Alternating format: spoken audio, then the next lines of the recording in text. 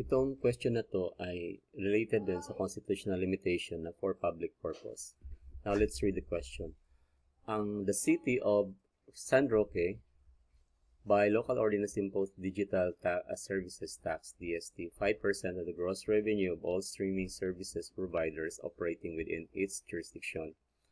The primary stated purpose of the DST is to raise general revenues. This is the last one for the city. And secondarily, so this is definitely a tax to fund the newly created so this is the second one, to fund the newly created development and protection fund, which will provide exclusive grants and subsidies only to locally registered small, medium-sized production houses to shield them from competition.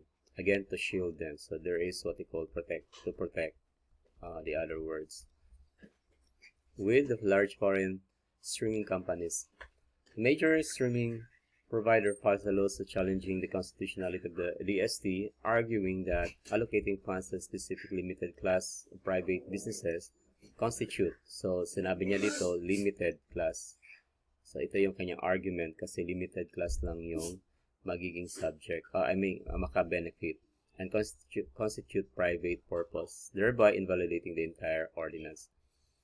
Okay, so yun yung argument niya. Again, the important facts in here is that mayroong batas na 5% para lang doon sa mga streaming service providers and the operating within their jurisdiction. Ang primary purpose is to raise revenue, and incidentally, the second purpose is to shield, that is creative arts, from the competition with the large foreign streaming companies.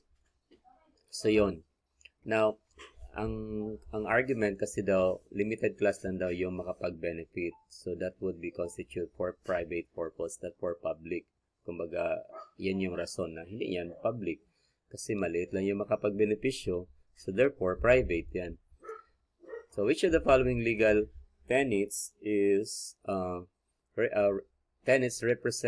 represent the most compelling and correct argument to sustain the validity and constitutionality of the City of Roque's digital tax services? So, kung titingnan natin, alin dito?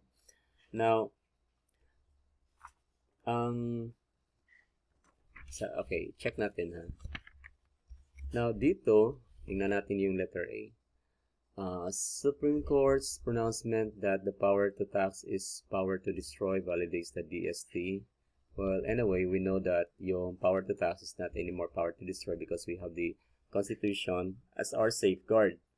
Now, the Supreme Court will use that Constitution to avoid the effect of power to destroy. So hindi yan. Has plenary power to select. So that's not the reason of this. Now, it's not the power to tax, it's the power to destroy. It's the basis for having the power to select the object, okay, for that, or and to regulate the foreign. Hindi ganun yung pinagbasihan noon.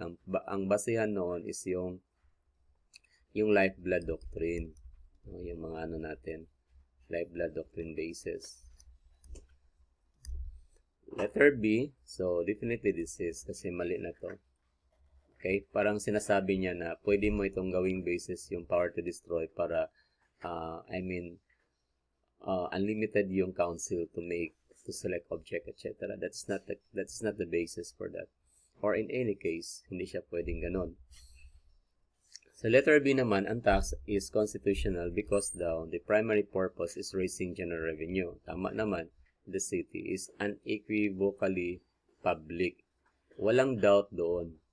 Kasi hindi naman siya sinaano na lang talaga sa isang particular na private persons. And any secondary incidental derived by specific class local production houses does not automatically negate from public character of the tax.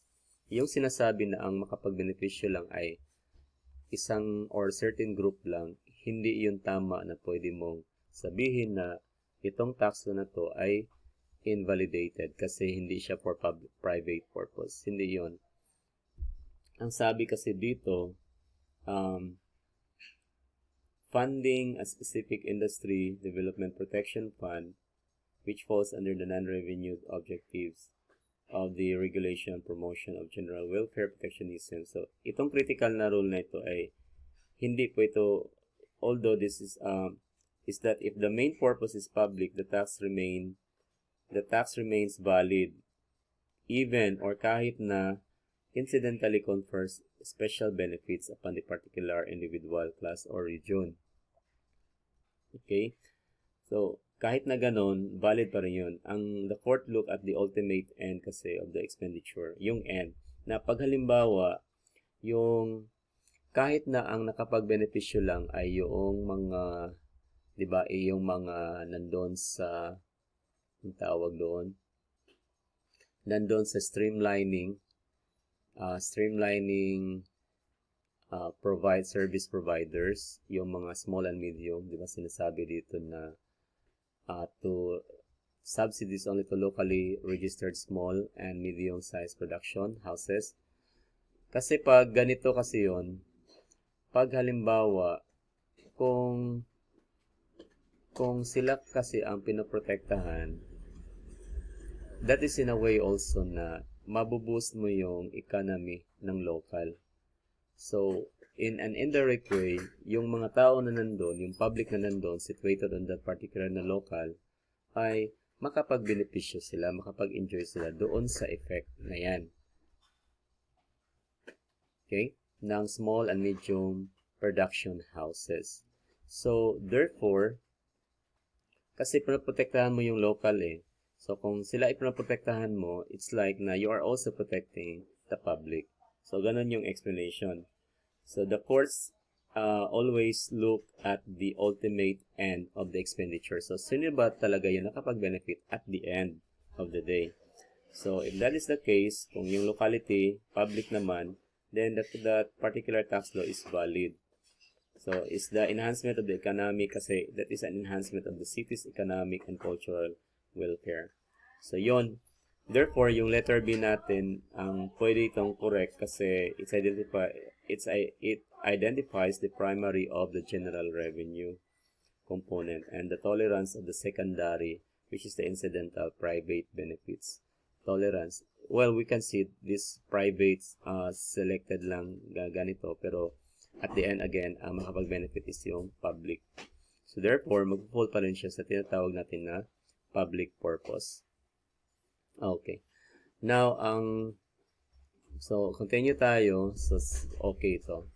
Now, tingnan natin ang letter C. Ang DST law is valid because its non-revenue objective, which is to protect the local industries, protectionism, and promote the general welfare, is an inseparable and justifiable implement of police power, making the private merely a vehicle of achieving the public goal. Well, that is, in a sense, correct siya, pero we are not implementing police power in here. We are implementing tax. So, kaya hindi siya pwedeng police power. Ang nangyari lang kasi dito is that we are using the secondary purpose of the tax to make it valid. Which is, una-una is to raise revenue. Second, we have secondary. One of those is yung protectionism. So, therefore, this is not about police power.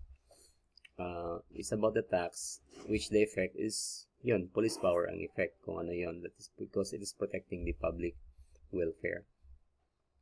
Letter D, the imposition is unconstitutional. Why? Because the tax system must operate on purely benefit. Hindi naman ganon. Hindi siya ine-require na purely benefit. So, since the local production. So, anyway, hindi siya unconstitutional. Kaya titingnan mo, mayroon din namang benefit protection. Kasi, magbibigay sila ng tax, then magbibigay sila ng protection doon sa nagbigay ng tax. So, it's not about, it's not a constitution. Kasi nga, itong benefit protection theory, this is one of the basis of the lifeblood doctrine, of the taxation. So, therefore, it cannot be used to declare the tax law as unconstitutional. So, therefore, we cannot say that letter D is wrong.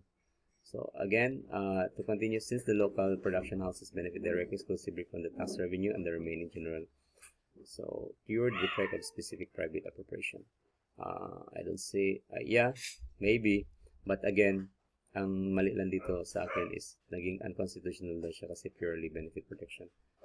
There's no such thing as like that. It's the reason that is acceptable.